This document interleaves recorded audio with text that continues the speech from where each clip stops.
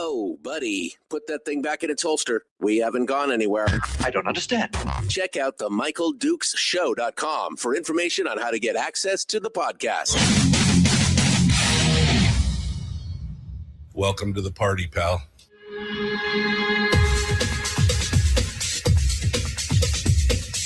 The Michael Dukes Show. The greed and the entitlement is astounding to me. What more could you want from a low-budget radio program? This is a dumpster fire. That was just BS. It is time to get a new perspective. We know just what you need, and we've got just the cure. Open wide and prepare for a steaming hot cup of freedom. I just don't fathom it. The Michael Dukes Show, streaming live across the world. And we're live around the world on the internet at michaeldukeshow.com and across the state of Alaska on this, your favorite radio station and or FM translator. Hello, my friends, and welcome to the Monday edition of the Big Radio Show. Wow, it's Monday already and February already. How did we get here so fast? I have no idea. But here we are, ready to go, jumping into it with both feet, getting a big day set up here for the Big Radio program. In hour one this morning, we've got a lot of different things to talk about, including the spending plan, the tax plan that the governor's put up, and the lukewarm reception that he's facing in the legislature from that. We're going to talk a little bit about the challenge for the ranked choice voting repeal, which is coming up as well. And we're also going to look at some hard numbers for state spending, and especially the per capita basis for state spending, which I find fascinating. We're going to talk about that as well. We may get into kind of the cesspool that is Juneau. Suzanne Downing has got an article out, which let's just say that there's a lot of things going on down in Juneau that make you go, what? Huh? The article is entitled "Juneau's Open Secret: The Capital Culture of Mutually Assured Destruction." And I mean, you read the article and it just makes it sound like this is just another episode of "As the World Turns, like sands through the hourglass, so are the days of our lives," right? I mean, this is what's. Anyway, we may have a chance to get into that as well as we go through here the stories and the stuff to kind of cover today, and we'll see what comes of that. In hour two, we are going to be speaking with Representative Sarah Vance, who is going to come on board and talk about the session. And also talk about her election bill. And now the latest, of course, is this big ethics complaint that has now come forward that the ethics committee is trying to put over on this. This is on the story. This was the Charlie Kirk Memorial thing that caused such a hubbub down here on the peninsula. I don't know if you were following that, but we talked about that quite a bit when it happened, and we'll see what that is leading to, because now they're coming out and trying to say that there's an ethics problem on this. So we'll see. We'll see what comes of this, and we'll get that hot take from Sarah Vance, who, by the way, waived all of her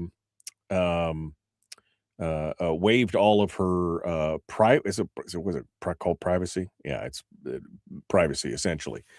The ethics committee investigations are typically confidential, but Vance waived that protection in the interest of transparency, she said. I consider this a form of lawfare using the ethics committee against me for something that they disagreed with, which I have seen before, because in some cases, they know it. It could be whispered.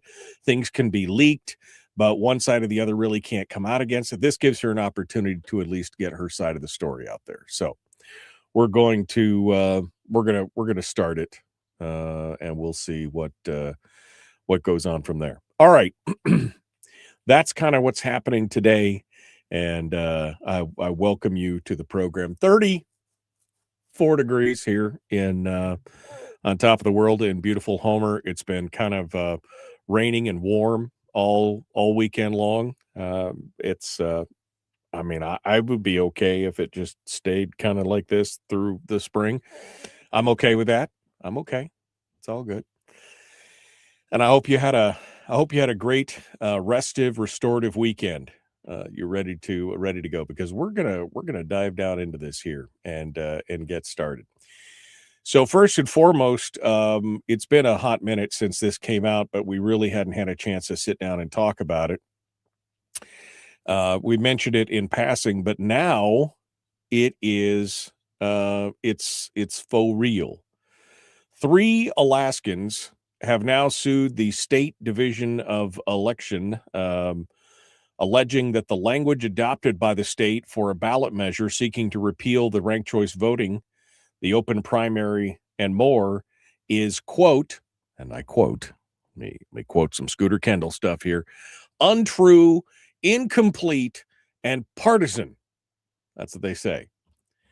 They say that the state's ballot language is different from the language that was provided on the signature petitions circulated by the repeal campaign. And I guess the first thing I should say is that the state's ballot language is a summary of the ballot language that is put forward in the actual repeal. Bringing the lawsuit into the Anchorage Superior Court are none other than Kathy Giesel. We all know Kathy Giesel, Joel Hall, president of the AFL-CIO union, and another Democrat. We did talk a little bit about this last week because I couldn't figure out who Hall G'dag Barbara Blake was, but apparently she's a borough assembly person in Juneau. Now,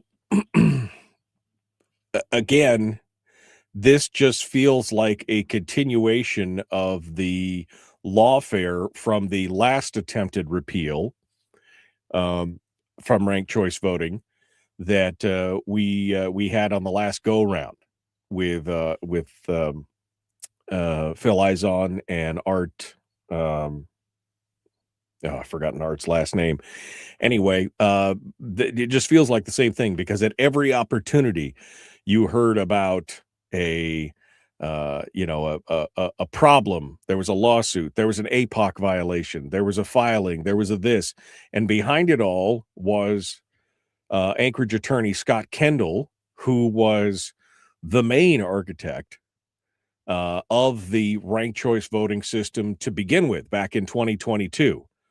He is the leader of Alaskans for Better Elections, and he was he's very happy to continue to take this thing to court and defend it in court, because that's his job now as the head of Alaskans for Better Elections. And there's some interesting backstory on this if you haven't had a chance to go through this and take a look at the history of this at all. But you could see that primarily, as we talked about previously, that Scott was doing this in part as a way to, he's a huge supporter of Lisa Murkowski, and having been a close ally of Murkowski. And that was initially, I think, one of the main reasons why this was brought forward, was because it was going to act as a protection for her as she came back to the, for re-election in the 2024 election, because they knew she was in trouble. They knew that if she had to pass through a Republican-only primary, there was a chance that she would not make it through. Now, the big thing, ranked choice voting, obviously, is a thing with the actual top 4 voting, but the bigger component of this was the jungle primary, which eliminates all party affiliations in the primary. Essentially, it's just it's a free for all. It's a huge scrum. It's a rugby scrum. And that has led to a lot of problems, including, I think, what we were talking about last week when we were talking about the frustration of not having candidates that will actually outline a specific plan or talk about some of the big parts of this prior to the primary, because they're afraid they won't make it they won't make it. They're afraid that they won't make it into the top 4 if they get, I guess, too radical or say something that is too true, or be the adult in the room and say, hey, the problem is the budget, right? And so that's a big component of this ranked choice voting thing. And it's interesting as you go through the articles that are talking about this, and they it's kind of coming out, and here's part of the problem. They're upset with the language itself, that what the state put on there is accurate. The complaint says that the statement includes deficiencies, party cessation, and falsehoods that will give rise to this litigation. The spokesperson for the Alaska Department of Law said in a statement that the ballot language at issue is, quote, accurate, neutral, and consistent with prior initiatives. The alternative language advanced by the plaintiffs, Scooter Kendall, Giesel, Joel Hall, etc., would be confusing and inject advocacy where the law requires impartial description, which, again, seems to be part and parcel of the whole problem. Remember the last time we went through this with the repeal, it was a very, very thin margin on keeping ranked choice voting. And I don't know what your experience was, but my anecdotal experience when I was talking to people after it in a recap and an after action review of this, I said, well, how did you vote? Well, I voted this way. Well, why? Well, because I thought that means that we got rid of ranked. It was yes versus no. Is a no a yes or a yes a no? Is a yes a yes or is a no a no? It was confusing. Unless you were paying close attention. If you were paying attention, wasn't that confusing. If you just read it on its surface, you were like, oh, okay. And so it was a yes or a no. And so they were trying to, again, the alternative language advanced by the plaintiffs would be confusing and inject advocacy where the law required impartial description, which, again, not surprising at this point. And then you get into the, again, kind of the lying that we saw during the last repeal effort, where they started targeting military personnel and saying, you wouldn't be allowed to vote. You wouldn't be allowed to vote if this was struck down, which, of course, is ridiculous. The lawsuit argues, according to the ADN, that the language adopted by the state fails to disclose that the measure would give the parties the power to exclude voters who are not members of their party, including nonpartisan and undeclared voters, from voting in their primaries. Now, that's not historically the way it's been. The the Republican Party had prevented registered Democrats and libertarians from being able to vote, but undeclared voters, undeclared, nonpartisan, no affiliation voters could vote in a Republican primary. But again, that's part of what they don't want. They don't want Republicans controlling their own primaries. And with more than 60% of voters not registered, that's, of course, that's what they say. Well, more than 60% of Alaskan voters are not registered with either party and could be prohibited in voting in primaries. But they weren't. I mean, that's the thing. You could be prohibited from marching down the street. You're not. Anyway, we're going to see where this goes. The lawsuit is it's in the Superior Court, and we're probably going to hear more about it here in a short period of time. But the state is confident that their language will remain. But again, don't expect Scooter and company to hang back and stop. They're going to, they'll find another.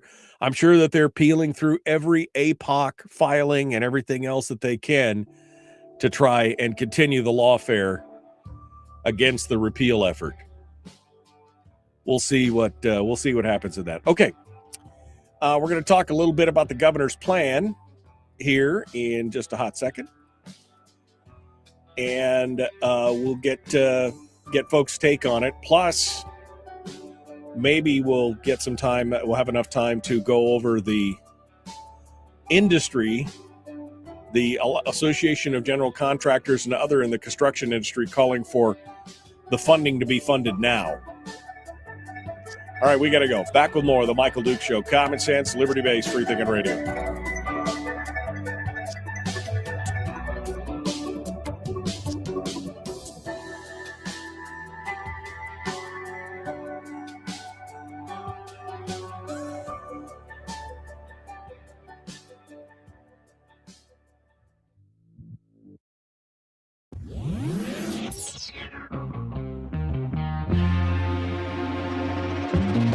Listened to by more staffers in Juneau than any other show because their bosses told them to.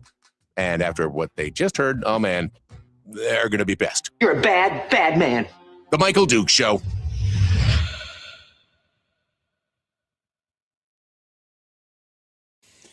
Okay. Hello.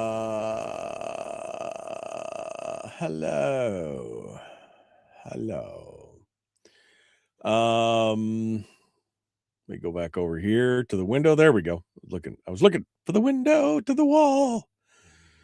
Let's go over here. Good morning to everyone. I see my dad's in the chat room. Hi, Dad. Hi, Mom. Good morning. Rick said, I read it. Almost unbelievable. I think he's talking about that Suzanne Downing article. Yeah, I mean, it's just like, wow.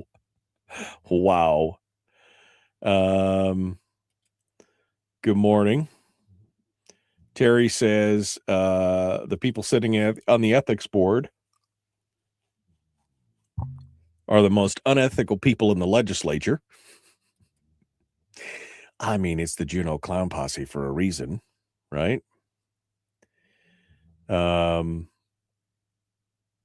Vote yes to end the mess, said McCabe. Yeah, I mean, that's a good way to look at it.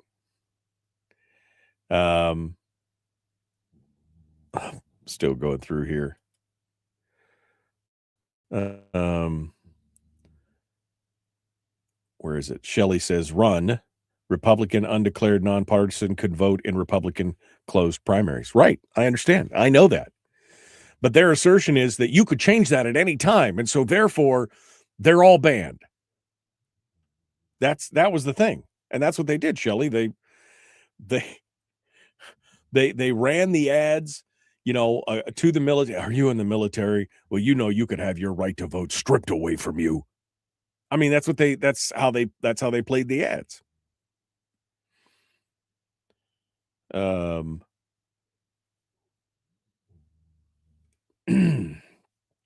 It's gonna be crazy.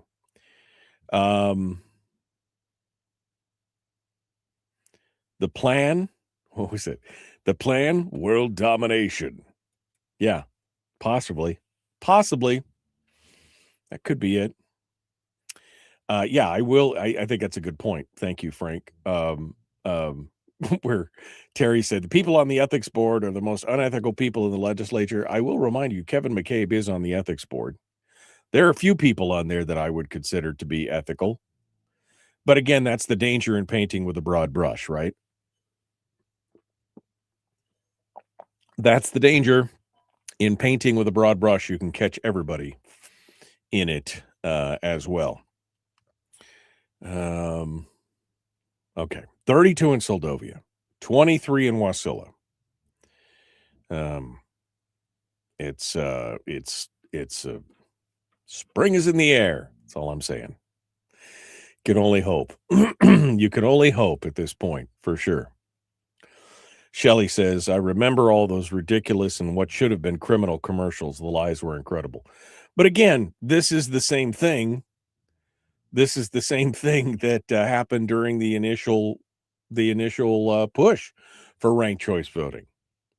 I mean, literally, they kept saying it was about ranked choice voting, but about 80% of the commercials, all they talked about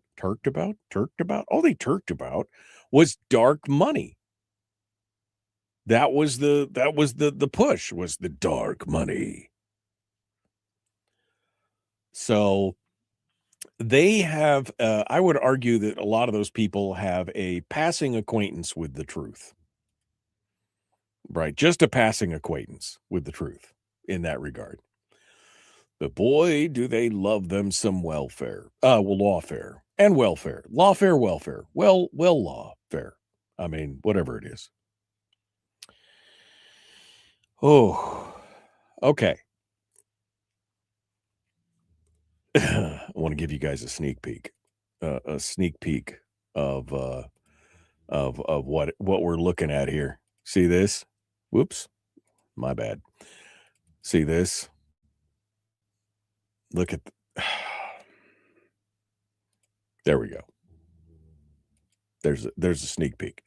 That's where we're coming right there. That's a sneak peek right there. We're going to get back to that here in just a second.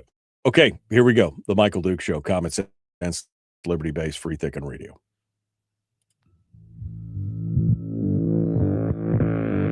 Today's recipe is the important Alaskan news of the day with a dash of sardonic smile, a pinch of eye twinkle, not that you can see that on the radio, and a touch of acidity. It goes down easier like that. Don't question our recipes. The Michael Duke Show. Okay, we're continuing on now, ready to go. We're discussing the plan by the governor. Fiscal's plan, what the governor calls a sacrifice of political goodwill. And as I watched this and I read through it, I like Mike Dunleavy, and I don't mean to be too hard on him, but come on, big guy, come on. You had this opportunity for years, and you didn't,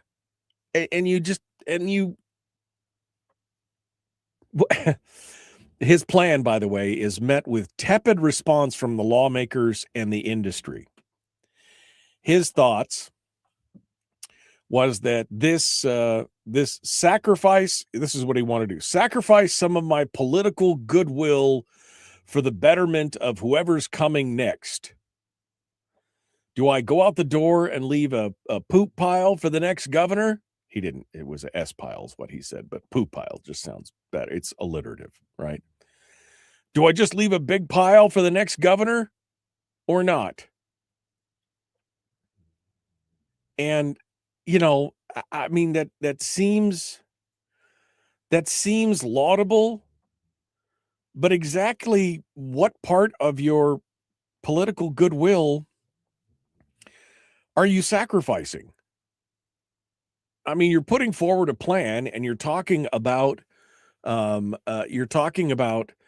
creating a tax scheme and everything else, but it's a half measure that leads to some real problems in the long term.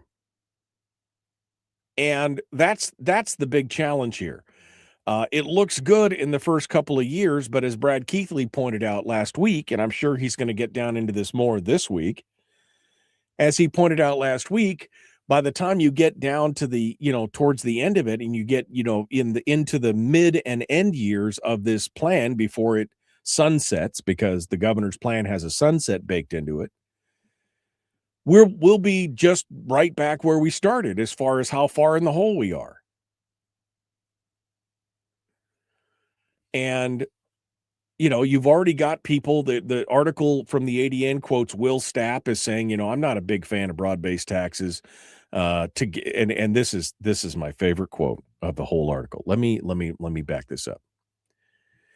His argument is, and Will and I could fight about this all day long. Obviously, I'm not a big fan of doing broad-based taxes to give people larger dividend. It's never been my position. And I think Will is missing the point here. Will has fallen into the classic trap, the first of which is to never fight a land war in Asia. The second of which is to never fall into this dichotomous trap of, do you want a larger dividend or do you want taxes? You're going to have both. You're going to have no dividend and taxes. Do you want taxes and a dividend or just taxes and no dividend? That's what it's coming down to. I mean, I keep reminding Will that the dividend was already paid for. It's the folks in the legislature who keep taking the money that was appropriated and you know, basically dedicated to the dividend and spending it on other things. So, I mean, you know, I just point that out. So you got folks like Will in there who are listening to this be like, no taxes for a larger dividend. Andy Josephson has already said that Dunleavy's plan is, quote, going to be a non-starter, unquote, because it fails to ensure Alaska's budget can be balanced both in the short and in the long term. Because again, I remember if you look at the numbers, looks pretty good for a couple, 3-4 years, and then it starts to blow back up again. And outside the Capitol, the governor's plan was met with a mixture of concern and outright dismissal. The Alaska Municipal League was quick to point to the disproportionate impacts of a statewide sales tax on residents of cities and boroughs that already fund local services with sales taxes. Yeah, I mean, everybody's ox is going to get gored on this deal. I mean, that's, you know what, it's going to have to happen. Now, again, this may not happen at all, but the argument is everybody's going to feel it. Of course, AOGA, the Alaska Oil and Gas Association, released a statement after the bill was introduced opposing the increase to taxes on the oil industry, claiming that it would jeopardize future investment. I mean, this is their go-to phrase. This is their go-to. I'm sure they just dusted off a statement that they made, you know, 5 years ago and just, you know, copied and pasted it onto new letterhead and sent it out. It's the same thing that they say every time. Now, interestingly enough, ICER, which the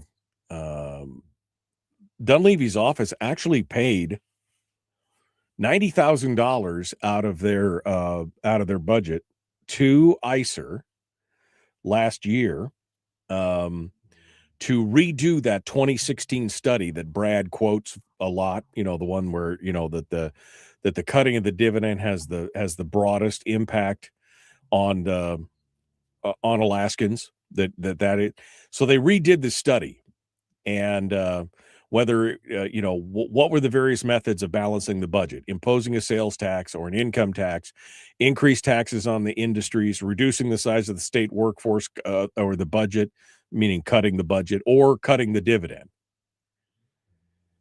And what did they find? Oh, again, that the dividend was, cutting the dividend was the most harmful thing. They found that increasing taxes on industry, including oil and gas, would have the smallest impact on Alaska's income and jobs. But again, nobody wanted to hear that. There was a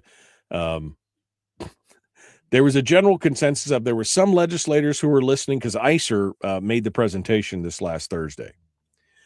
And there was some interest in it. But overall, it seems like most people have already made up their minds about where they're going and what they're going to do.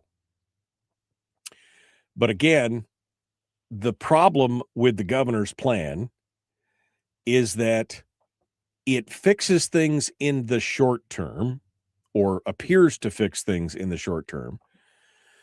But in the long term, it ends up bringing us right back to where we were before. Where's that? I'm looking for the chart that Brad had last week. I wanted to pull the actual numbers here, because when you look at the chart, from last week, is this it right here? I must have deleted it.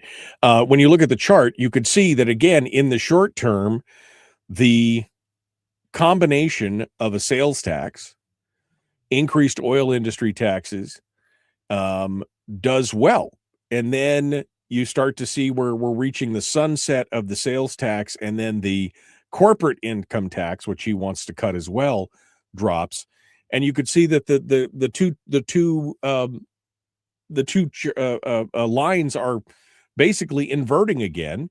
And we're back to being $1 billion upside down in the budget in just a few short years. It does no good to fix something short term and then expect everything's just going to go back to the way it was. It's got to be constant downward pressure on this whole thing. And it just doesn't seem to be any will.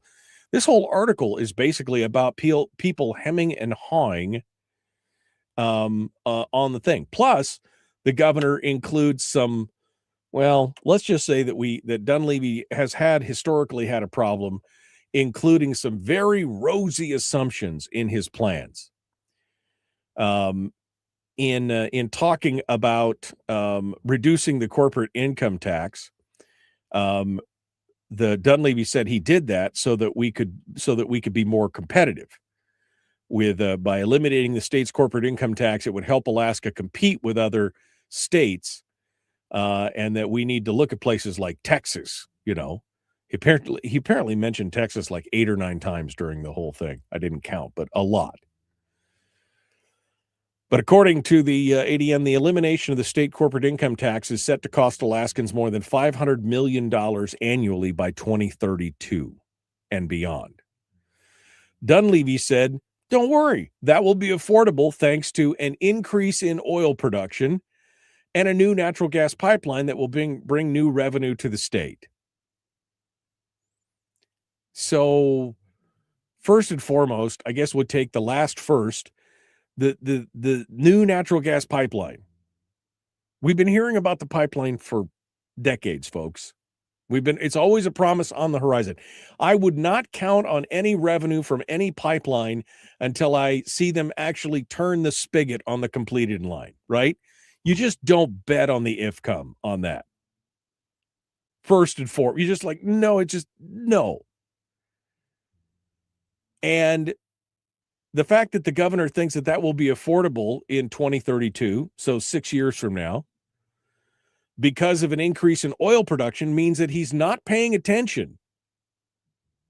Because as Brad continues to point out, we will have 40% increase in production, but because of the way the tax laws are, a 40% decrease in royalties and production taxes in income to the state. Now, unless the governor's plan is to reverse portions of that, which, I mean, he does say he wants to increase it, unless it's dedicated to that, we're going to have a problem. And again, the governor going on and on about, using Texas as an example and Wyoming. I mean, I'm not saying that there's not some good things here in the governor's plan. I would like to see more discussion on this, but I just think that the legislature, my opinion of what the legislature is doing is they're they're just walking around with their fingers in their ears, not hearing what they want to hear. And then what really got me was near the end was that even as House and Senate leaders commended the governor for putting forward a revenue proposal after years of tight budgets, they said it would be difficult to give the governor's plan the kind of careful consideration needed. I mean, we're in a crisis and but it's going to be tough to give. The plan comes with less than a year to go until election, and the legislature has yet to commission an independent analysis of its various elements, which would They want to study the stuff. The governor just paid $90,000 to have ICER redo the stuff that they did before. And now they're like, well, we'd love to talk about it, but we just don't have that kind of time. Oh, and we've got to commission a study to look at the various elements of what you just put forward for us. I mean, the University of Alaska is not good enough for us on this. We need to have a study to study the stuff that you'd studied before. By the way, that study was a study from 2016 to study the study, which was another study for the previous. You know what I mean? Oh, it's going to be difficult to give the governor's plan the kind of consideration that it needs. You got something else to do? I mean, we're at a crossroads here, people. You're telling me that that's not the number one priority, is getting a fiscal plan together, and you don't have time to. I mean, I'm not saying the governor's plan's perfect, but at least it's a discussion. It's a starting point for discussion. But we just don't. It can't have that. We just don't have the kind of time. It would be difficult. What else you got going on? Oh, well, if you read Suzanne Downing's article, they got a lot of stuff going on that maybe is maybe more high priority than what they've got. Woof, man. But this is where it's at. Governor's plan. No, thank you. No, thank you. Can't. We just don't have time. We just don't. We'd love to discuss it, but we just don't have time to discuss it. So sorry. Yeah, I mean. Okay. We're going to continue here. We're going to talk a little bit about total expenditures per capita. Where does Alaska sit? This is where do we sit? You might be surprised. All right, we're going to continue. We'll be back with more right after this, The Michael Duke Show. Common sense, liberty-based, free-thinking radio.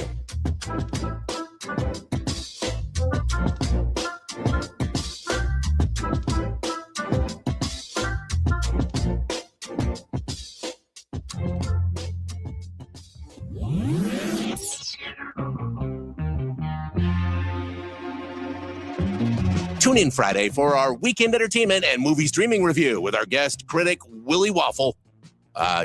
That's actually his real name. Really? That's his real name? Man, his parents must have hated him. The Michael Duke Show.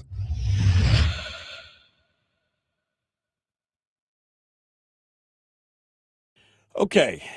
I'm scrolling backwards here.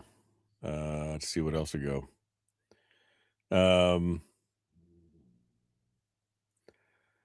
Brad will give us up to date on Tuesday taxes. Okay. Good old inevitable. Rob says, a couple of years ago, my wife and I spent some time in Oklahoma. Between city, county, and state sales tax, we were paying over 9%. Their economy is still better than ours. Ben Carpenter, no taxes for a dividend equals no dividend equals big government. Yep.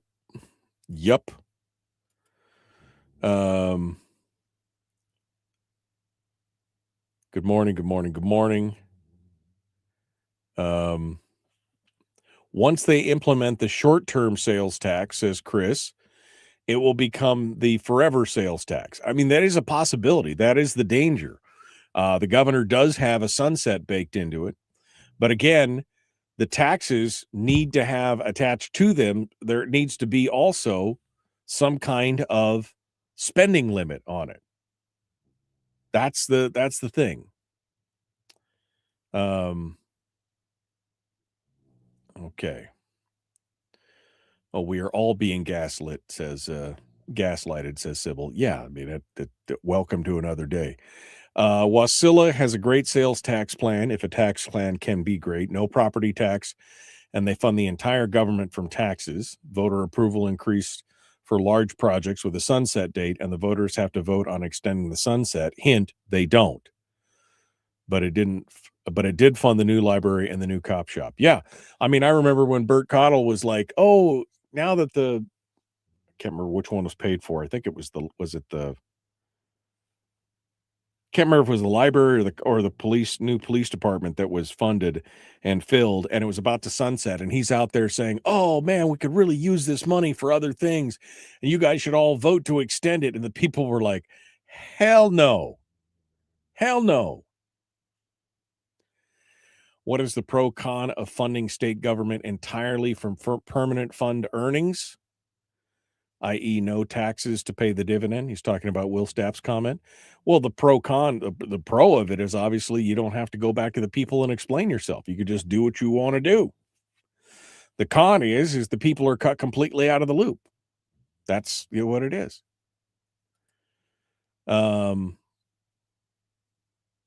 Is beer pong back? Brian says. Leg wrestling and beer pong. Going through. Business owners may collect. Business owners may collect taxes, says David, but the customers pays those taxes. By the way, it's pretty simple for a business to collect taxes with any computer program.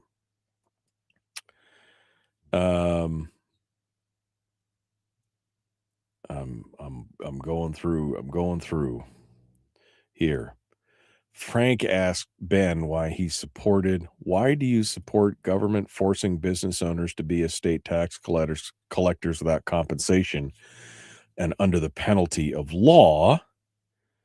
And Ben says because they are already doing it, point of sale computers are already set up to process sales tax. It's less costly for state government to implement. Successful business owners are responsible. It's not really that big a deal to collect sales tax. I know because I'm doing it right now. Why should I do it for free? Because the government told you to, Frank. That's why. Colleen Sullivan Leonard fought Bert Cottle on that extension and she won. Yeah, I know. She did a good job. I mean, I was very pleased with that when it happened. The governor's tax bill is contingent on both a statutory spending cap and the Sunset Commission and a constitutional amendment to the PFD. Yeah, it's all contingent, all on everything. Yeah.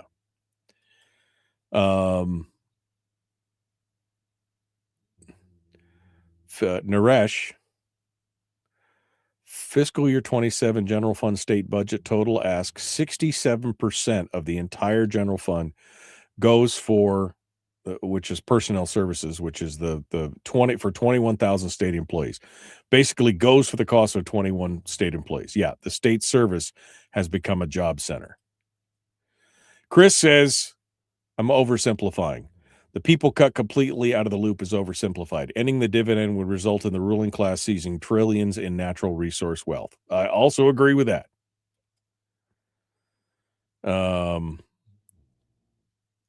When did limited government people become no taxes people? That's a great question. That's actually a good question. Because limited government people understand that government has to be funded somehow. And so while they don't like taxes, they should at least understand that in the limited government format that they need some form of taxes. It's a good point. Let's discuss that, shall we?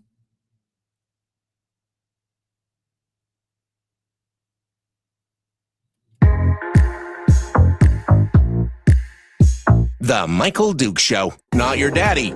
Wait, sorry. Not your daddy? Ooh, not your daddy's talk radio. Whew. I was scared for a second. Thought we were going down. Here's Michael Dukes and the show.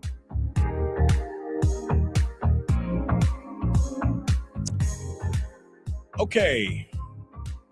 Ben Carpenter asked an interesting question in the chat room. By the way, if you didn't catch Ben last week, he's finally got his Oversight Live show up and running.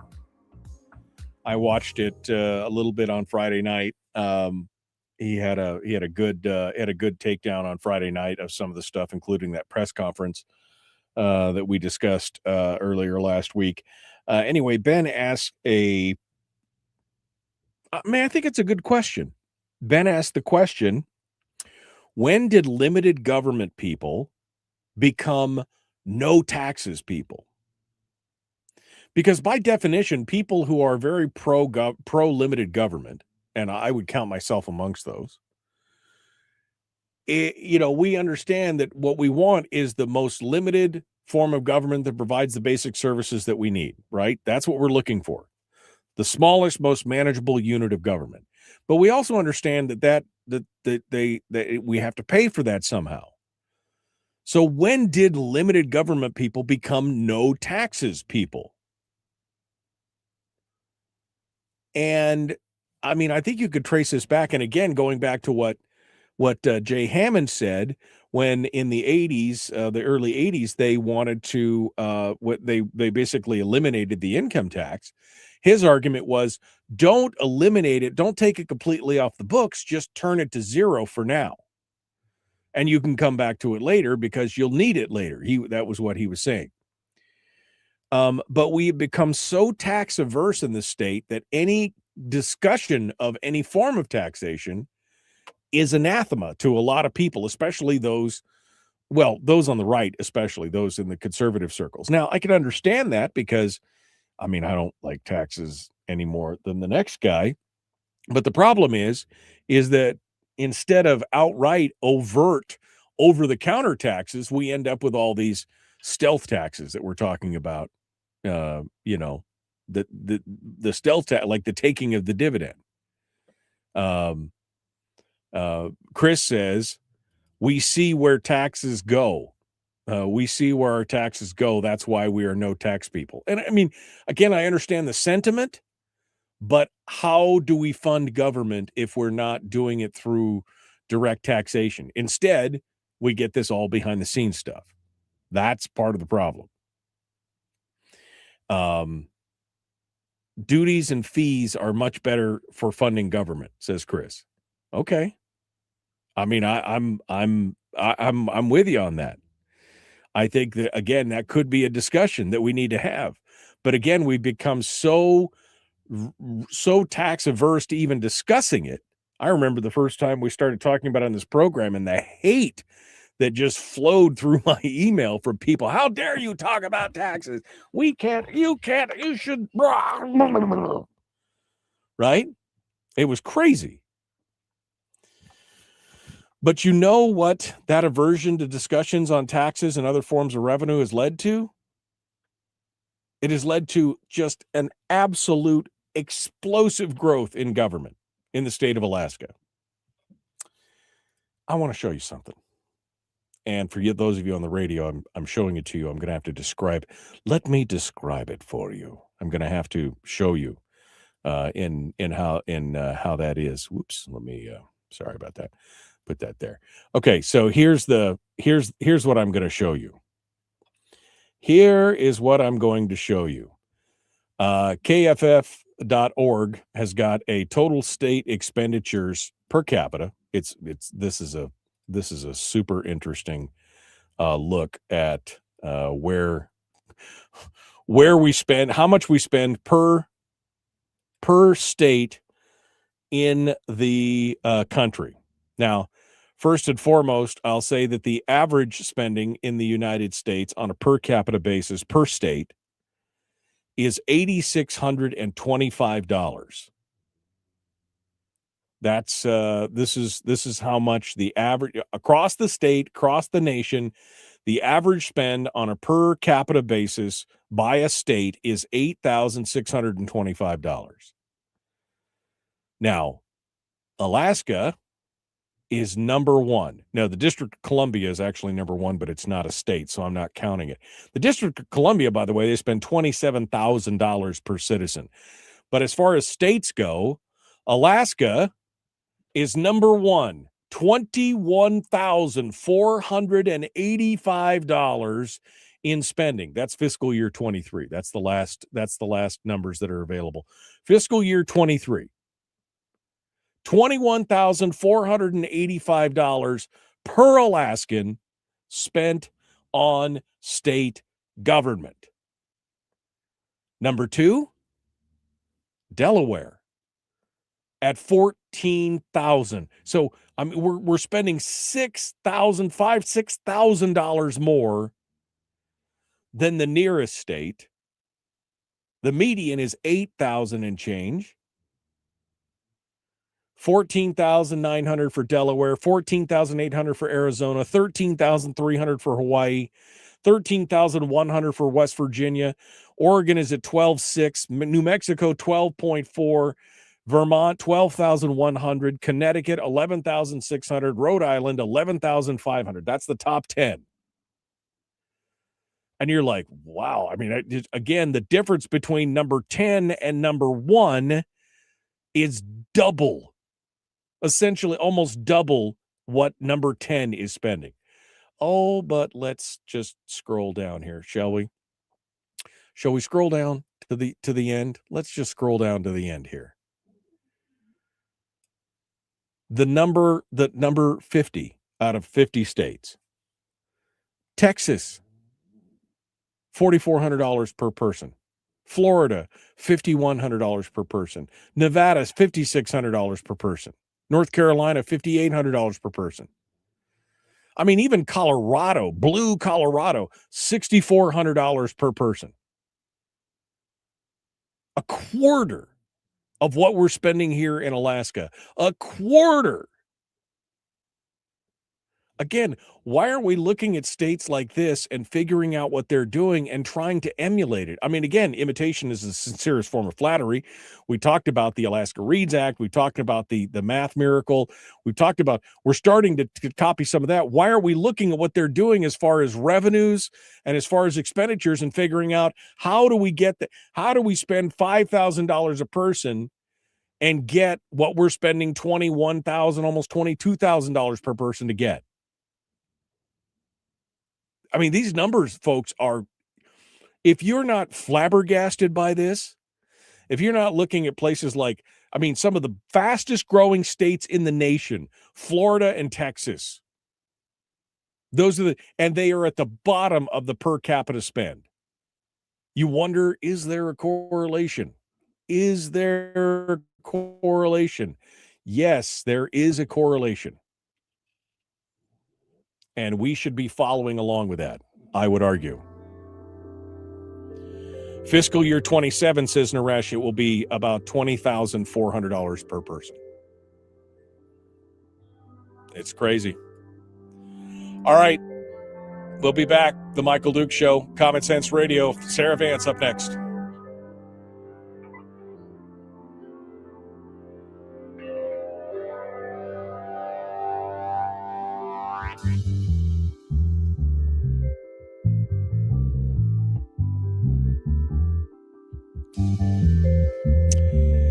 Okay. Yeah, those numbers. Those numbers, when you look at them, it's like, what? What? It's crazy. Incorrect conclusion, Dukes. Not exactly sure what I made the incorrect conclusion on, but collusion on. I'm not sure I colluded incorrectly with.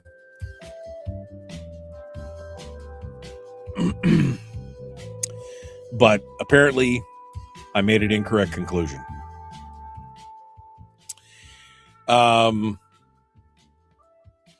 Let's see here. Good morning. Yeah. When did that all happen? When the permanent funds started funding all of our government. That's true. And Rob also makes a valid point when he says, at the federal level, Starve the Beast helped create the explosion in national debt. Yeah, because then we wouldn't feel it, right? Oh, we'll just borrow the money. No big deal. That's a hidden tax as well. Can you embiggen so I can read it? I'll just give you the link. I'll just give you the link. And you guys can go read it for yourself. It's fascinating. There's the link right there. Let's see. Tax avoidance. Tax avoidance that allows government growth is not a virtuous policy. Yes. Rob says the state operating budget is basically the same as it was in 1978 after accounting for inflation and population. That's nearly 3 times of the real per capita spending in 1967.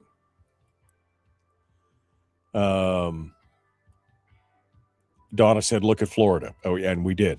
Florida and Texas, right there at the bottom. So many natural resources. We shouldn't need to pay a state tax. Well, if we could get it. Yeah, I mean, you're right. If we could control our spending, that whole thing could have been. But again, the government's nature is to grow, and without any kind of pushback or restriction on it, it's going to grow to consume all the available funds. Donna, and this is the point that Donna's making. Donna says Colorado has a good constitutional spending limit. That's why they're still a blue state. You know, they're all about the government, but at the same time, they're down there in the bottom because they have a great constitutional spending limit.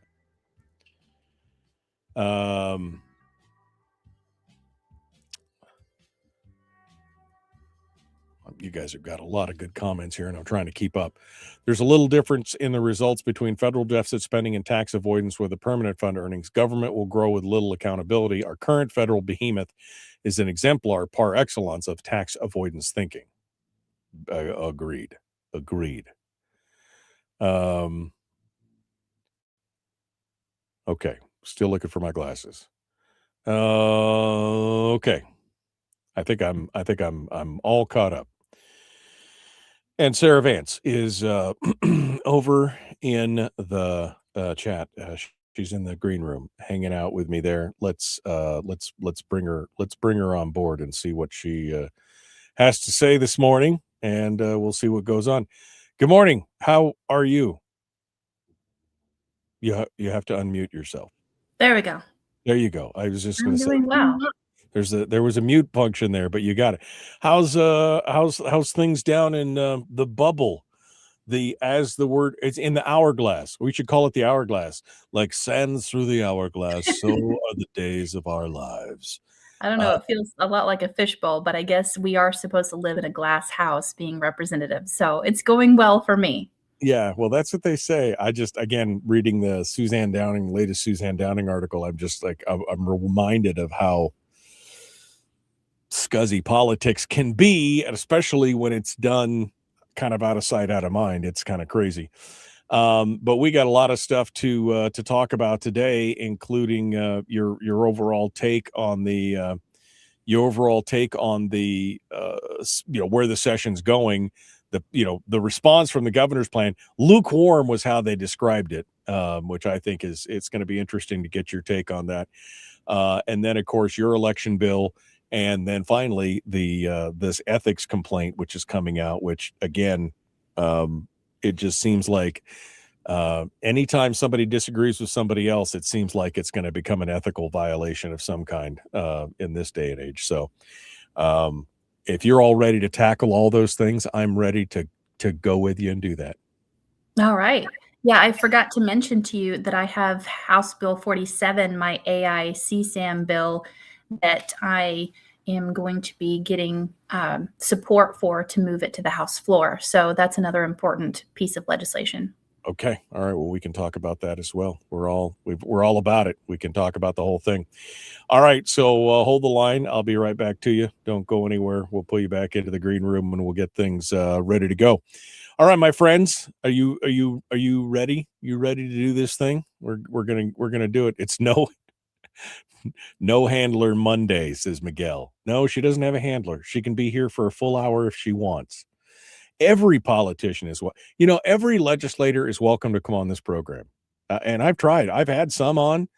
I've had Elise Galvin on. I've had Jesse Keel on. I've had some other ones.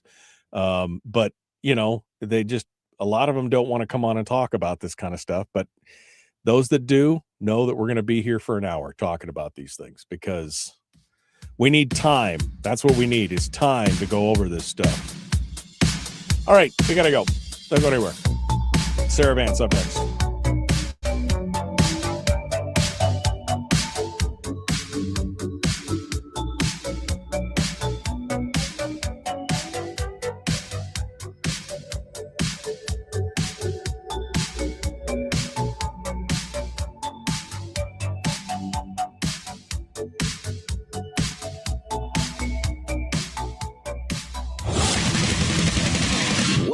buddy, put that thing back in its holster. We haven't gone anywhere. I don't understand. Check out the MichaelDukesShow.com for information on how to get access to the podcast. Welcome to the party, pal.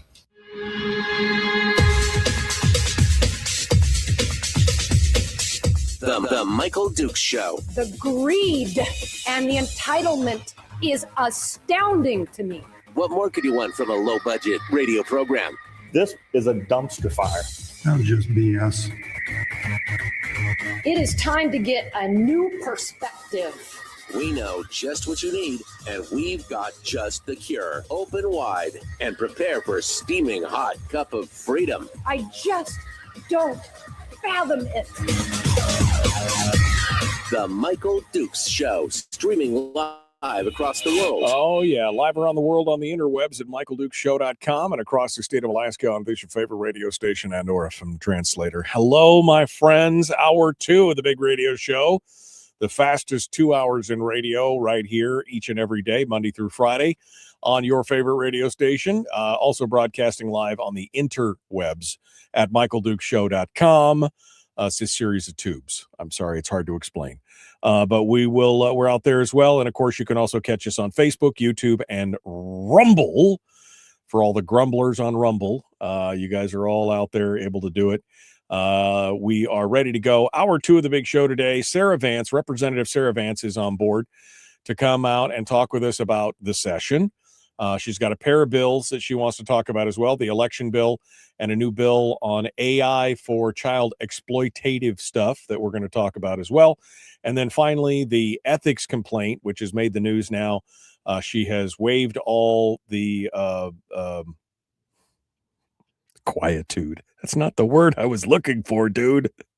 That's not the confidentiality. Good Lord. How did quietude come out of... I'm getting old, folks. I'm just saying. I'm just getting old. Anyway, we're going to talk about that here as well in the program. So let's do this thing. Sarah Vance, our guest here on the program, as we get ready to go. Good morning, Miss Sarah. How are you this morning? Good morning. I'm doing well. Good. Thank you for coming on board and joining us. So we just spent the last hour kind of dissecting some of the stuff that's going on down there in Juneau, including the governor's plan, the lackluster response, kind of the humdrum of, oh, this is really good, but how do you expect us to really, are we not really going to have time to give this careful consideration because we're so busy doing something else? I don't know what else we're doing other than I would think that a fiscal plan would be the number one priority for any legislature, especially when we're looking at, hundreds of millions of dollars in deficit moving forward. So give me your take so far on the session, the governor's plan, kind of the reaction from both sides and both chambers and minorities, majorities. Give me your hot take on the session thus far. Well, we've only been in session for 2 weeks as of tomorrow, and it feels like we're on fast forward already. There's been a lot of different, topics and movement of things and, introductions to things. So I feel like we're on fast forward. The second session of a legislature is always quicker because it's an election year and everyone's trying to finish things before the end of the session. However, the governor introducing his plan was definitely a surprise. And we've been taking a look at it in our caucus. And, personally, I have a lot of reservations because it is significantly different than the legislature's fiscal plan that we felt was very collaborative. But, we'll find out. Are you talking about the fiscal policy working group recommendations? The fiscal policy working group that was a few years ago that, members from both bodies and both sides of the aisle came together and said, okay, what's realistic? What can we do to really make the rubber meet the road?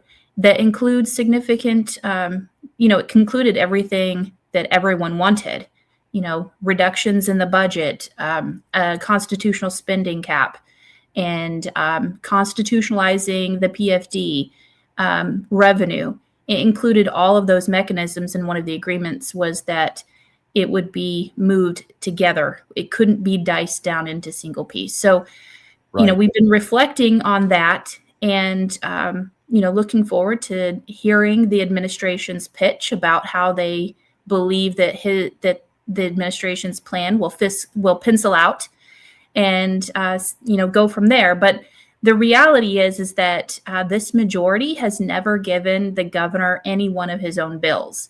So it almost feels like an act of futility. Maybe maybe things will be different this year. There's always room for growth, I suppose.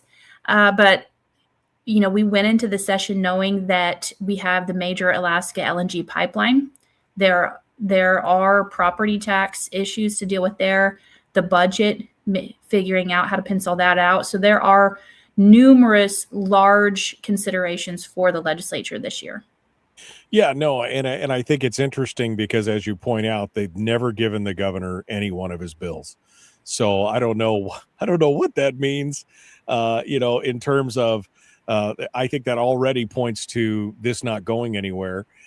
You having some reservations, the question of dropping the corporate taxes, and just a lot of the problems that seem to be associated with this. I don't even know if this is going to start a discussion. That's part of the problem. Is I don't even know if this is going to start a discussion because it seems like they've already made the commitment of, we just don't have time to think about this year. We got other things. And again, that comment more than anything really got my goat because I'm like, what do you mean you don't have time to, they said it's going to be difficult to give the governor's plan the kind of careful consideration needed. What else are you working on if not a fiscal plan for this state? Well, I will say that House Finance is committing to the entire day on Thursday for this fiscal plan, hearing from the administration about how they think this will work. So they are giving it some attention immediately because we have our budget subcommittees happening right now throughout all of the committees as we work through this year's budget process. But again, there are some hot now considerations, and I think people are looking at how can we keep the momentum going with the businesses that we have, with the corporations up on the North Slope, with the investment that's coming with the Alaska LNG, not disrupt that. But also Alaskans have been hurting. Alaskans have already reached out to me with concerns that they have regarding a sales tax and how that will impact our municipalities who already have a sales tax. So people have a lot of questions, wanting to make sure that we aren't going to rock the boat in a negative way in our economy. And I think we will give that consideration.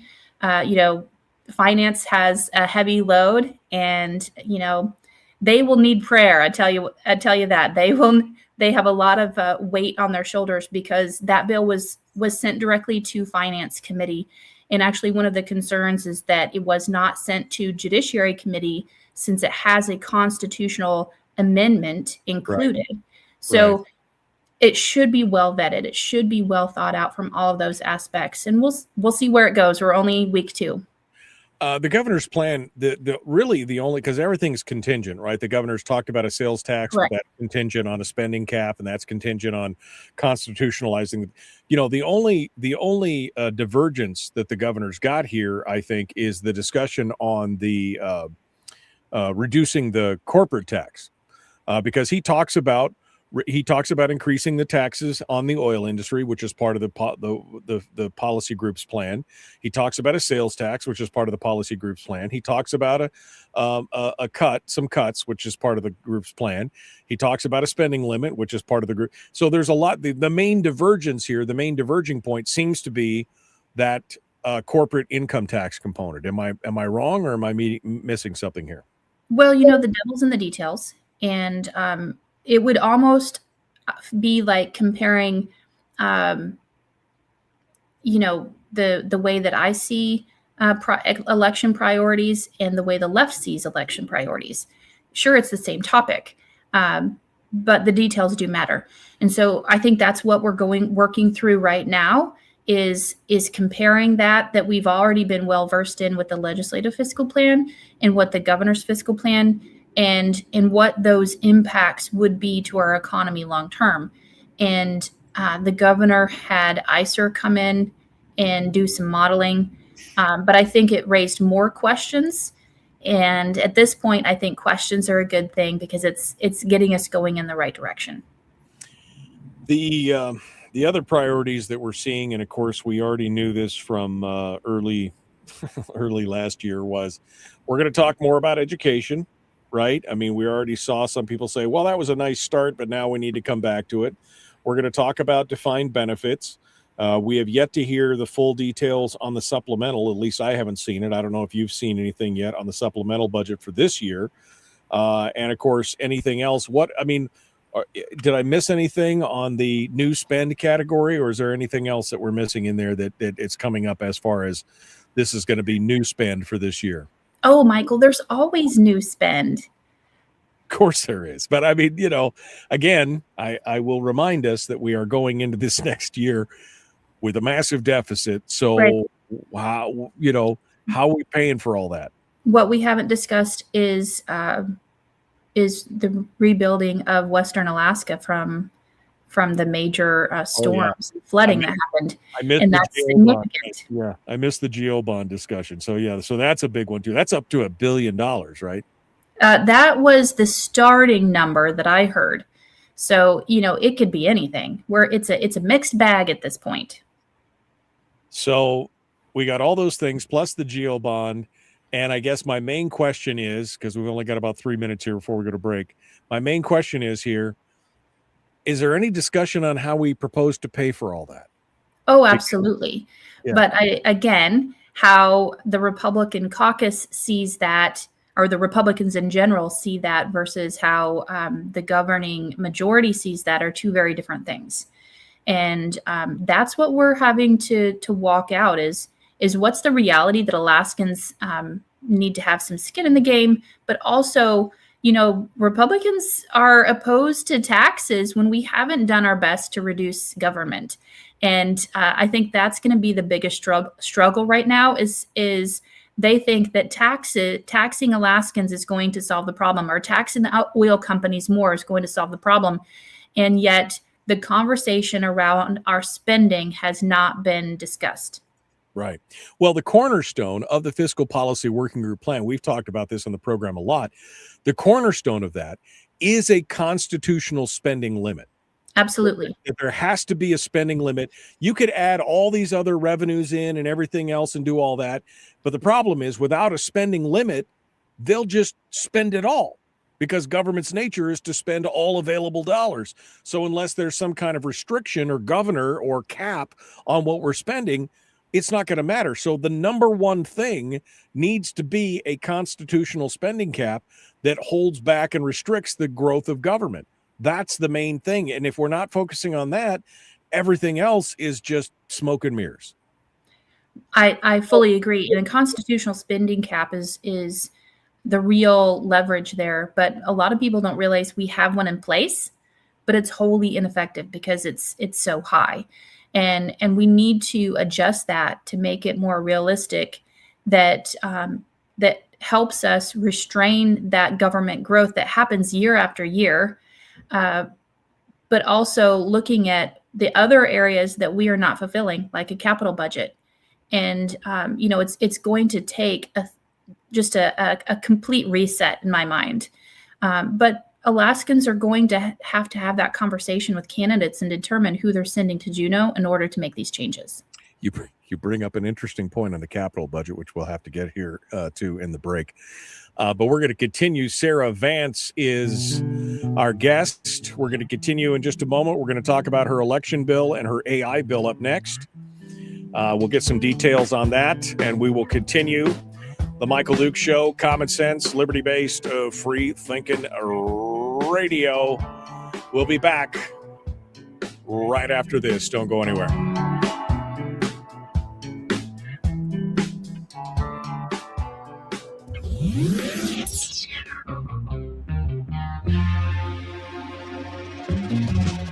Running on 100% pure beard power. Oh, also some coffee. We dip our beard in coffee. Nice beard. The Michael Duke Show.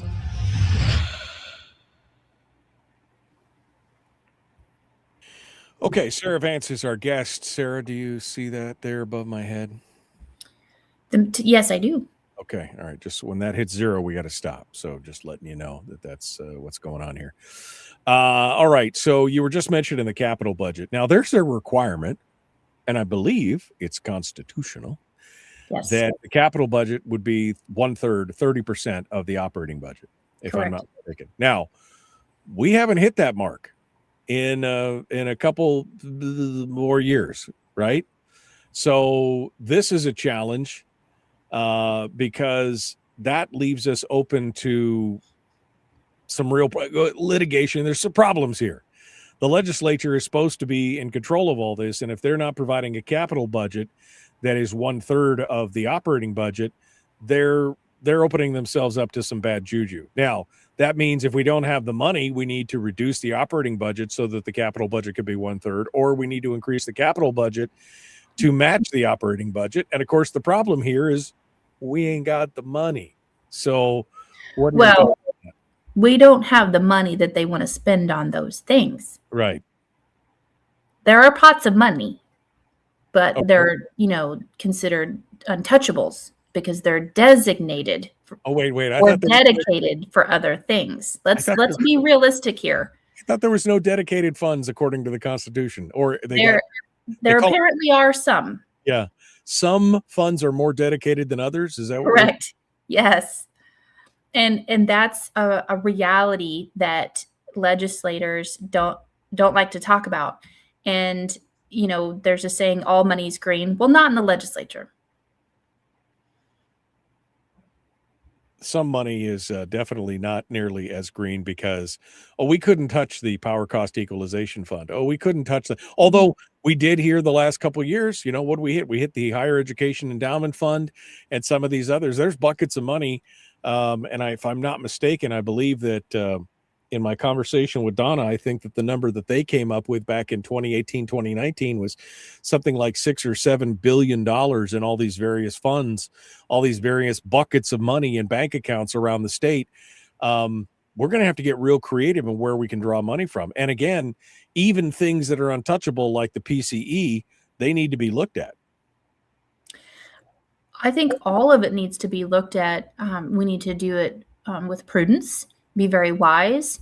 But we haven't been looking at how to better manage, in my opinion, and really get a well-balanced approach to this. And, I think that's probably one of the biggest frustrations of Alaskans is that they look at our budget, they look at the conversations that are happening, and it feels like nothing changes except for the dividend keeps going down, because that's the easiest cookie jar to access.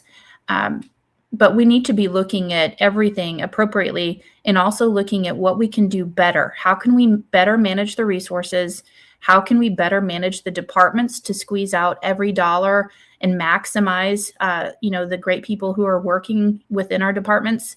And it feels like there isn't a consistent will to do that. We've had a lot of great attempts, but it doesn't last. And that's what I find heartbreaking is that we're not really empowering the whole system at one time to be making that shift. It's problematic. Rob Myers says one problem is that our capital spending is largely either wasted or used to replace maintenance fund. That leads to people to paying for the maintenance through their broken cars. And I mean, I'm with you on that. I mean, deferred maintenance should be not part of a capital expenditure. That's not a capital expenditure. I don't do that in my business. If I'm maintaining something, that's a maintenance cost. Capital expenditures is new stuff, and definitely makes a difference. But I mean, like I said, I think that we're opening ourselves up. There could be a lawsuit coming if we don't follow what the Constitution says, and the legislature may be able to matrix dodge all the bullets at the statutory stuff and ignore all the statutes, but they can't ignore the Constitution. And that's what we're coming up against here right now. All right, we're 15 seconds out. We're about to rejoin the radio, and we're going to get into it. Sarah's bill, she's got her election bill, and then there's the bill on the AI and child exploitation stuff. We're going to talk about that as well. The Michael Duke Show, common sense, liberty-based, free-thinking radio. Like, share, subscribe, ring the bell. Let's do all these things. Here we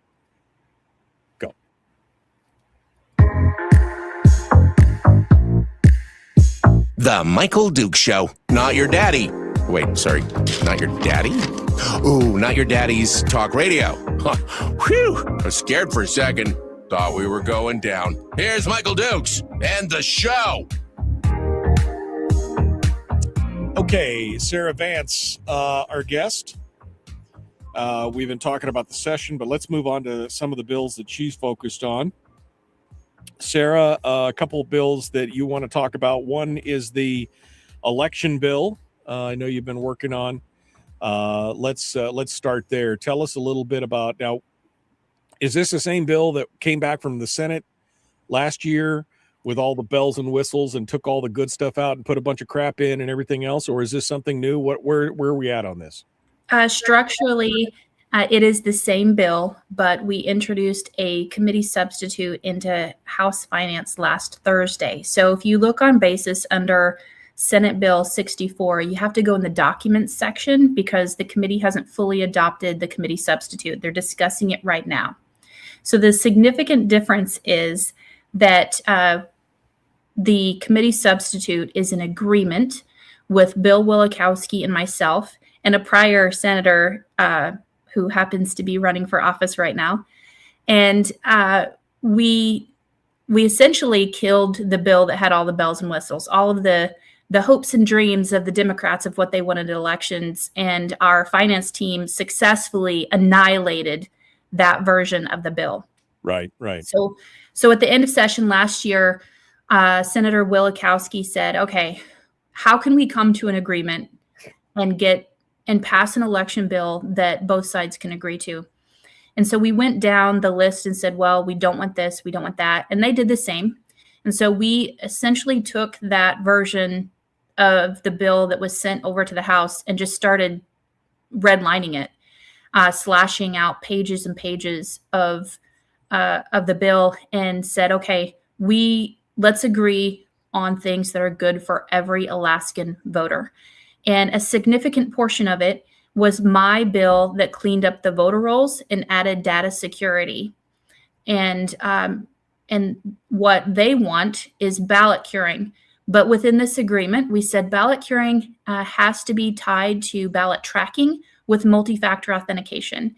And the ballot curing is a very excuse me, I need more coffee, a very narrow approach to ballot curing. So the only thing that someone can cure is if they forgot to put their signature or maybe part of their voter identifier transposed a number, simple mistakes that they would have the opportunity to correct that so that every vote counts.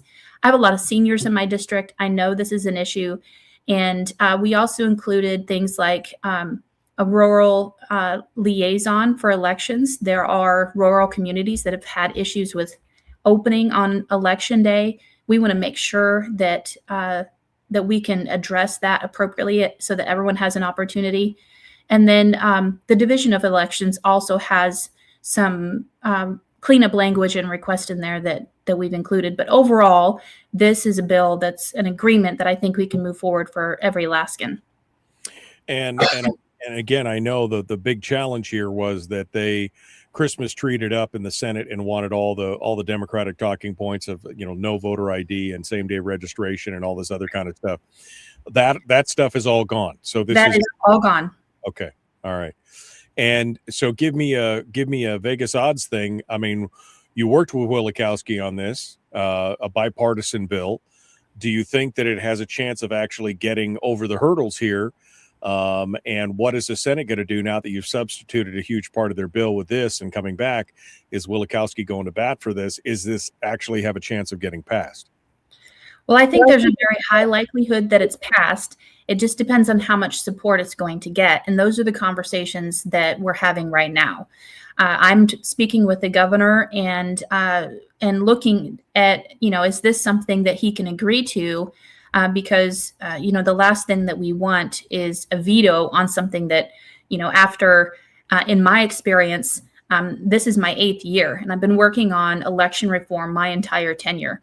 And we've never gotten anything because both parties could never come to an agreement. And so this one was, hey, let's strip out all the partisan things and let's focus on the internal workings. This is the internal workings within the Division of Elections that can make sure that we're cleaning the voter rolls and ensuring that their vote counts, right? So before you even get to the polls, type of thing.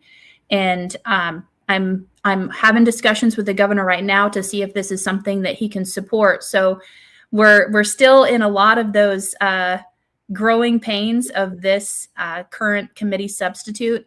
And, I'm hoping that we can, because, just the simplicity of cleaning our voter rolls will build confidence in our elections once again. And then we can move on to the next thing, which is to repeal ranked choice voting and get us back to the simpler approach, right? But this is an internal department issue of cleaning things up and making sure that people's vote counts. And then we can also address at the ballot the repeal of ranked choice voting. So I think they go hand in hand quite nicely. And so what could people do to support or to find out more about this, and if they decide to support this bill specifically, what can they do? Well, you can go to the legislative website, which is akleg.gov. Go to Senate Bill 64, but you're going to have to look in the Documents tab because it hasn't been fully adopted by the committee yet, and look for the CS with the January 26 date. And talk to your legislator about it. And if you support it, then I encourage you to email House Finance and your legislator that you support it. I will highlight that there are 2 technical errors that was found on this specific committee substitute. I'm working with Wielechowski's office to fix those. If those errors are not fixed, I will not be voting for this bill. But because they are significant. What are the errors, just out of curiosity? It is removing the witness signature. And, you have to, there's one that showed it was a deletion that we missed in the back and forth renditions of trying to get it to Ledge Legal in time for a finance committee to hear it. So Wielechowski's office has been great with addressing the concerns that I've had with the copies that we've been given from our legal department. So I just want to preface that out there. If people find that, we recognize that and are working through it. So it's not a perfect document at this time. That's why it's still in House Finance. And it's going to come out of House Finance. That's you assume this is going to come out fairly quickly. I believe so. I don't know the timeline yet, but I know that Wielechowski is wanting to get it out soon so that it can be implemented by the Division of Elections. Okay. And now that it's a substitute, it still has to go back for concurrence to the Senate. Is that correct? Correct. Yeah. All right. So that's the first bill. The second bill is the AI bill for child exploitation, and that is for the creation of exploitative videos using children, for using AI for that. Talk to me about this bill. This bill is one that began in House Judiciary Committee when I chaired in the last legislature. It was a part of a larger AI bill. We had a lot of concerns when AI was really emerging, and it became a casualty of politics. And so I introduced it on its own merit as a single bill. And it moved through the House. It is now prepping for the floor. So I'm going around and getting support from legislators. But what this bill does is it criminalizes the AI generated obscene CSAM so that we can hold pedophiles accountable on the same level as if it was a real child in those images. Because when investigators are looking at these crimes, it is now hard to distinguish these images from a real child. And sometimes they can take a portion of an image of a real child and use them to cause them to do very harmful things. And this puts it on an uneven playing field in our statute. Right. A CSAM, for those of you who are wondering, is child exploitive sexual material. And so it's a kind way of saying other things, which get us all banned on the internet every time we say it. So correct. So CSAM is the acronym. It's basically bad stuff with kids made up by AI. And I don't necessarily see a problem with this. Is there been pushback, or has this got unanimous support? What are we doing? This has bipartisan support. I'm very thankful to the current chair of Judiciary for his partnership in this, and really the entire committee made it easy.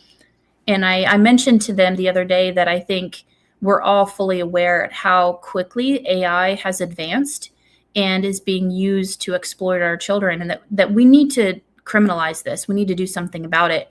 And this bill also elevates the crime to a sex crime, which is significant. We've heard from Alaskans that they want justice in this issue and to protect our children, and this is doing that. So I'm excited that it's moving, and hope that it has success in the Senate. Well, we've seen a rise. It seems like, I mean, just anecdotally, we've seen a rise in CSAM type material that has been come out. We've seen, again, there was a pastor in Fairbanks just the other day that now has been charged and indicted for that. We saw, of course, the doctor in Wasilla. We see the teacher. I mean, it's happening all over the place. It seems like, and this is the blessing and the curse of the internet. This is the curse side of the internet, is that it makes a lot of material available. And so I think criminalizing that kind of behavior is. I'm not against it. Absolutely not against it. And I think that hopefully more folks will see it your way on that regard as well. And we can get some teeth behind that, because these folks need to be, they need to be in jail, if not worse at this point, because I think that is, those that would exploit the youngest among us are those that are the ones that need to, they need to be put behind bars more than almost anybody else. It would seem so, because in researching the creation and use of these images, is that about 70% of them have committed acts against children. So it's not just them creating or viewing or distributing these images. These are the people who are harming children. And this gives prosecutors another tool to really hold them accountable for these crimes. And the cases that you mentioned are federal cases, because we don't have this clarified in state statute. And so we want to be on par with the accountability in the state of Alaska, because we know that our sex crimes are much, much higher than the national average. But something else, as far as the increase in the images, in 2023, there were I think it was something like 4,700 images that were reported to the children's hotline. And now this latest report was some 400 and something thousand cases that were reported. It just tripled exponentially in just a couple of years about the AI generated exploitive material. And people need to realize how quickly all of this is moving. And so, encourage your senator and your representative to support this bill, because it's protecting the vulnerable. Yeah. Well, we'll see. We'll see where it goes. Hopefully it gets some support and some play. It's where is it at right now? Where does it go from here? It's in House rules, and so I'm gathering support to be able to bring it to the floor. Okay. All right. Well, we look forward to that. That brings us up to our next break.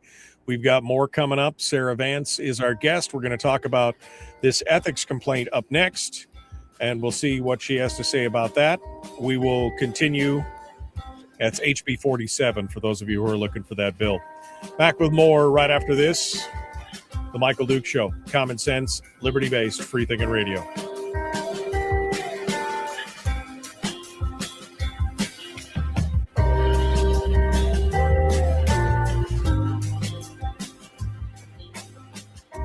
We're broadcasting live through a series of tubes. Allowing all of these entities to provide streaming stuff going on the internet. Well, it's kind of hard to explain. Sorry. Streaming live every weekday morning on Facebook Live and MichaelDukesShow.com. Okay, we're continuing now. Sarah Vance is our guest. Brian asks about Trey's bill. Is there any chance of a Trey's bill coming up in the legislature? And then he links something to treyslaws.org. I don't know what Trey's Law is. I don't know if you are familiar with it, Sarah, or not, but we'll see if we can get some more details on it if you're not. Are you familiar with what Trey's Law is? Vaguely. There's always a possibility of things coming up, but in the second session, it's challenging to get a new bill prioritized, especially, when there are so many other things. But, it's always a possibility because when things rise up from the people, legislators will often listen, especially when it comes to justice like this. Well, and especially in an election year, and as you said earlier, they want to get out of there so they can hit the road. They want to, they got things to do. Barbara right. said, I would like to see witness signatures and printed. Many signatures are not readable. I'm assuming that they're matching the signatures on the ballots to the signatures on file with the DMV. I would assume that's how that goes. But yeah, printed. I mean, I would assume that a signature and a printed thing would probably make sense as well. Audrey says, this is great news, Sarah. Please help us get our election process cleaned up for sure. And Frank says, Frank is our resident grumbler. Is Sarah stating that votes don't count currently? When you were talking about your, local elderly and things like that, you're not, I don't think you're saying that, are you? I mean, are you saying that votes don't count currently? So what I mean by that is that there are ballots, absentee ballots, that will be not counted and discarded if they are not completed accurately with the proper identifiers. If the Division of Elections doesn't know who you are and can't verify that you are an active voter, then your ballot can be rejected. And last year in 2024, there were 1,303 ballots that were rejected. And I inquired how many of them could have been cured. And there were 735 that had errors, like a missing witness signature or a voter identifier. And those could have been cured. And right now, this committee substitute on Senate Bill 64 provides a very clear opportunity to be able to do that. So I've had someone in my district contact me around a borough election where long time after the election, they got a letter and said that their vote was not counted because they had already voted. And she said, no, I don't, but I have the same name as another individual in the community. And there was a mix-up. So this makes sure that everyone has an opportunity to be contacted by the division if for some reason their ballot was rejected, that they could fix the error. All right. Well, that's and those kind of errors need to be fixed. Apparently, Trey's Law, says Brian, prevents the using of NDAs to silence victims of assault. That's what that Trey's Law is about. So, I mean, I think that could be folded into something for sure. That sounds Absolutely. like a good piece. And then Rob says they aren't matching any signatures. So are they not matching the signatures, or you just anybody can sign it? Doesn't matter if you scribble, away it goes. Those aren't being matched at all. I mean, my assumption, and I think most people's assumption, is if they sign a absentee ballot or a question ballot, that somebody's looking at their signature on the other side. Is that not happening, Sarah? Not as consistently as one assumes. So the state does not have the software to verify signatures, but there are times where they feel like things are suspicious and they can forward that to the Attorney General. However, the Division of Elections does not currently verify signatures. And this is something that we've been working on for quite some time of how can we really make sure that this voter is who they say they are. And that's been an ongoing issue. So I think we like to keep it in place because it encourages the conscience of whoever's filling out that ballot, and that does account for something. So, like I said, we have a lot of work to do within the Division of Elections. Yeah.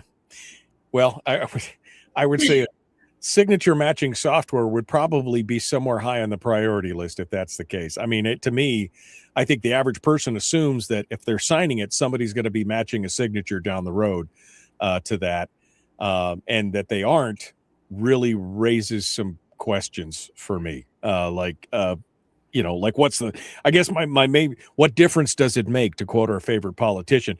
If that's the case, if they're not matching it, I could write Mickey Mouse and it wouldn't matter at that point. Actually, the statute says that you can leave a mark. So I could just exit. There you go. Yes. X, that's me. Yes. Have a nice day. So now you know why I have spent my entire tenure working on election reform and cleaning up our processes, because most of us make assumptions about what is an election law. And I can tell you that it looks a lot like Swiss cheese. Yeah. All right, here we go.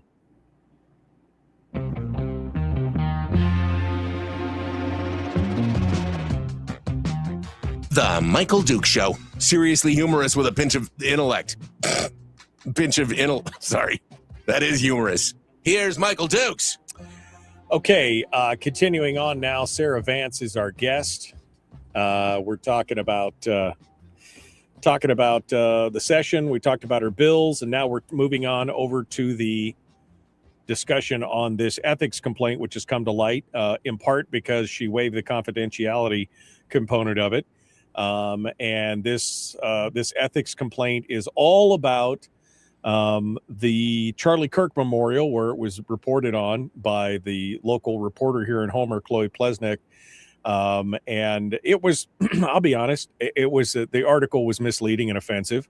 I didn't think that you were out of line in basically stating, hey, this is what it was, and everything else. But walk us through this ethics complaint, and your position on it, because I think you summated it nicely in your article, or in the article, when you said, I consider this a form of lawfare, using the ethics committee against me for something that they disagree with, which I think a lot of times is what happens in the ethics complaint. They disagree with it, so they immediately file an ethics complaint, or somebody on the committee has got a torch to burn because they disagree with what you're doing. But give us your thoughts on this. Well, I think you hit the nail on the head there, that there are people who don't believe that I should have said anything to the press at all, or mentioned Charlie Kirk or anything like that. And clearly, I have a constitutional right to free speech as well, with the use of my letterhead, because I am a representative. The article was written about me as the representative holding the memorial. And so I addressed the issue of what I felt was biased reporting as a representative, speaking up for my district, who has been discriminated against for a very long time. And so I essentially just said, I'm going to go straight to the top on this. We've tried to work with a local editor for a long time and got nowhere. And that's why I went to the owners of the company and outlined that I felt the article did not meet journalistic standards. They agreed, they made the changes, and moved on. However, it created a whole chain of events beyond my control. And right. And people were very upset by it. And so I want to make it clear, there were numerous ethics complaints. In fact, the ethics administrator told me it was an unprecedented number on a single issue to one legislator. And so I'm walking through that process right now. And again, I mean, I will highlight the fact that Carpenter Publications, the company that owns the Homer News and the Peninsula Clarion, had said that it did not meet. They agreed that it did not meet their intent. Now, people will argue, well, that's because Sarah put pressure on them. Did you threaten them? Did you? I mean, I've read the letter, but I don't recall it right off the top of my head. Did you threaten them? Did you say that you were going to bring the full force and weight of the state down, or did you just say this is unfortunate and unacceptable, and you guys need to look at this and hold tighter to journalistic integrity? What's the question here? There's no state leverage that I'm aware of that could be flexed on them, and I would not do that, because that, I believe, would be unethical. But I did tell them that I was aware of a growing movement to boycott the Homer News in my community, and that had been happening for a while. And I wanted them to understand the seriousness of what I was talking about. I was highlighting one issue, but to my district, it's been going on for a long time. But I was speaking specific to the one article, and was saying, we want fair and unbiased reporting, and that's not what we've been getting. And so they agreed, made the changes, and I thanked them for doing that. I thanked them openly, and that's where people in the community said, hey, you can't mess with the free press. We know that there is a constitutional right of freedom of the press, and they're meant to hold government accountable to report on those activities. But the question has come up of who holds the media accountable. And I believe that I acted in my responsibility as a representative of the people to hold them accountable for the biased reporting and not being fair to the people in my district. And again, Harold in the chat room says, it's an ethics complaint. Don't talk about it till it's litigated in the committee. You shouldn't be spilling the beans. But again, you've waived the confidentiality of this, because normally that's what would happen. Nobody could talk about it. Correct. Of course, people would know that there's an ethics complaint going on, and it's all going on behind the scenes, right? And again, that's kind of the lawfare thing that we've seen in the past. I mean, Sarah Palin suffered it immensely during her tenure, and others have seen the same kind of thing.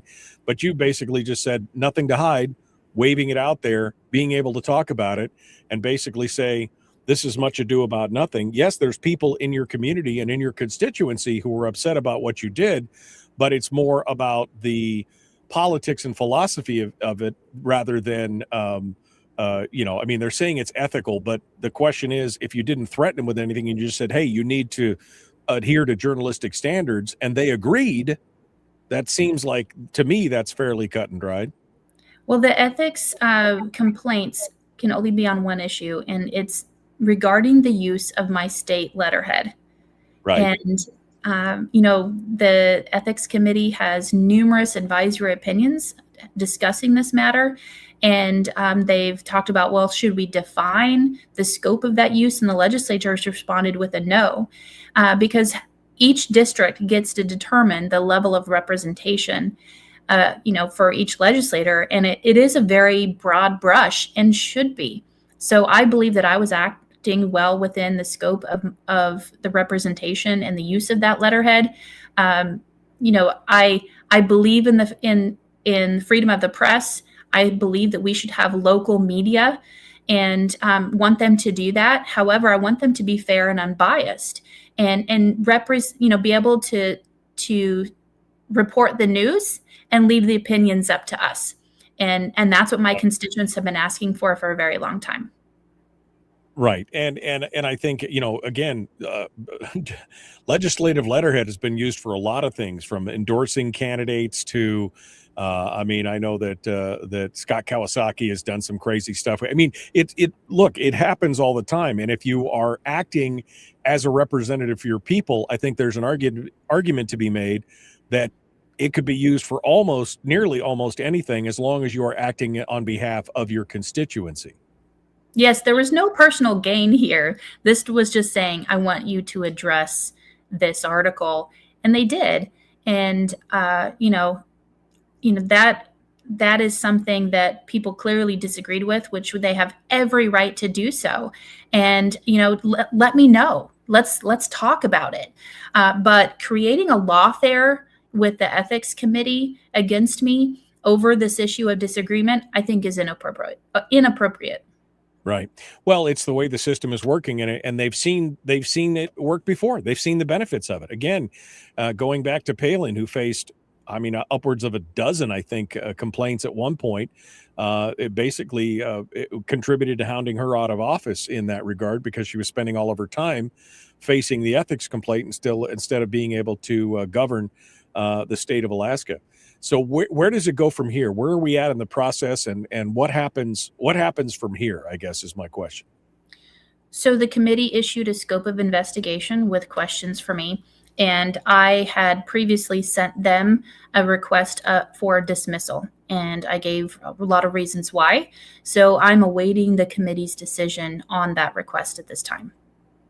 And again, somebody's asking in the chat room, who initiated the complaint? A lot of people initiated the complaint. So that I cannot release. I did waive my confidentiality, but I cannot discuss who made the complaints and any detail on that. And I want to respect that, because this is, I want to take this serious, because, the ethics committee does address very serious issues as well that involve all kinds of allegations.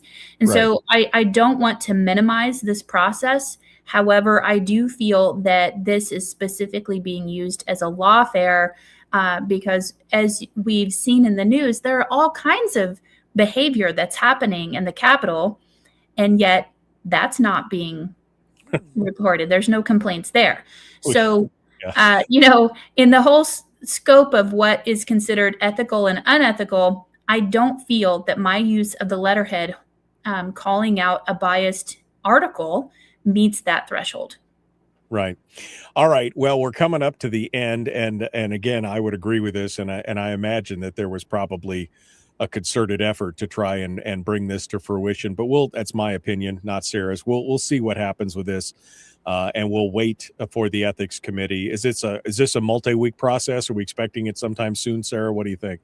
This has been going on since September. Okay. Or October. Yes. Still going on, still coming forward. Maybe we'll get through this session and have it finished by the end of the session. I guess we'll see where it goes from here. About 90 seconds here, Sarah. So I want to give you the final word. Anything else that we should have covered that we didn't, or any final thoughts on anything that we have covered today? Well, I want to say, reach out to me and let me know, what you support, what concerns that you have, and stay safe on the roads. It's slicker than snot out there, so I want to make sure everybody's safe. Yeah, it's been a bit nasty out here for the drivers out here for sure. All right, Sarah Vance, what are you working on today? 1 minute. What are you working on today? What are we looking at?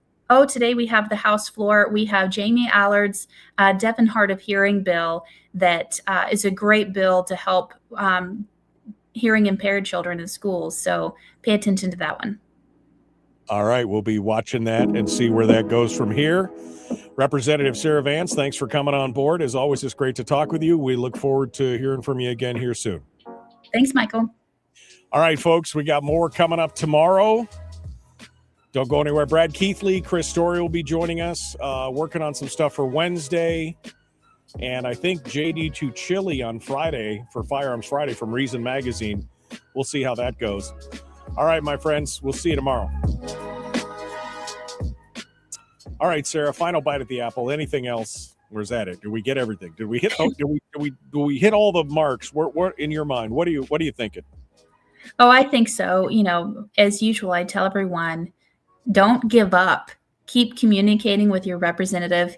Write the email the committees. We know that you're working and you don't have time to call in the middle of the day for public testimony on important bills. But in our district, the LIO, Amber Corey down there, has a weekly newsletter that has a link to all the bills that are in motion. So if you get signed up for her newsletter, she will keep you highly informed so you don't have to babysit the legislature. Mm-hmm. And she'll let you know when public testimony is available and what's actually moving. Yeah, absolutely. It's always good to keep informed and don't grow weary in well-doing. That's what we say around here. All right, Sarah Vance, thank you so much for coming on board. We appreciate you. We'll talk to you again soon. Bye, Michael. All right, folks, that does it for me. We will see you guys tomorrow. Be kind, love one another, live well.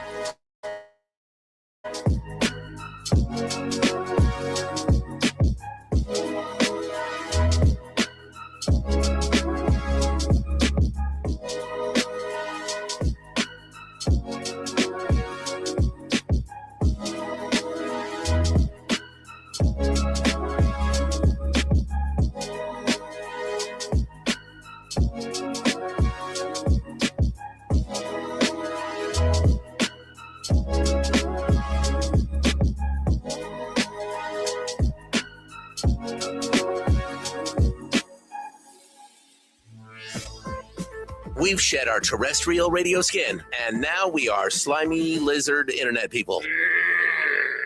It's the Michael Duke Show.